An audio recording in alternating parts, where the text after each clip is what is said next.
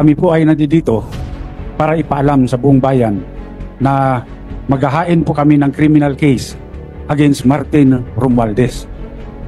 Sa kadahilanan po na siya po ay may ginawang krimen dito sa budget ng 2025. Malaking halaga po yung ipinasok nila na hindi po inaprubahan ng Kongreso. Hindi po ito ang napagkasunduan sa Bicameral Committee at nagulat na lang kami lahat nung makita namin kung bakit yung pong in-email sa amin na Bicam report, may mga blanco po rito. Ngunit nung pinirmahan ng presidente, kumpleto na. At nung tinignan namin kung magkano yung ipinasok nila na halaga, ito po ay nagkatotal ng 241 billion. Ngayon po, ewan ko kung matatawag natin na typographical error yan o grammatical error. Napakalaki po ng halaga, 241 billion.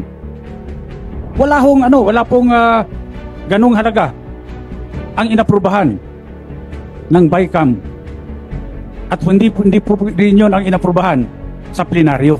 Bakit po nagkaroon ng ganung halaga doon sa General Appropriations Act, GAA? Kanya po, ako bilang isang nakaupong congressman, ay kinakailangan ding ipakita ko sa taong bayan na kung merong mali, siguro kailangan din natin panagutin kung sino yung may gawa ng krimen.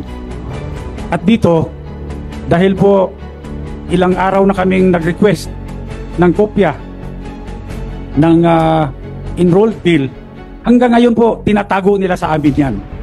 Hindi po nire-release ang enrolled bill ng House of Representatives.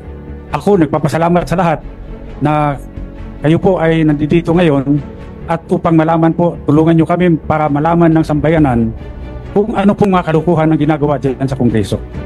Well, tama po yung sinabi ni former Speaker Bebot Alvarez, no? Kasi maliwanag naman na dapat yung Bicameral Conference Committee report ay i-approve yan ng House at i-approve din ng Senate.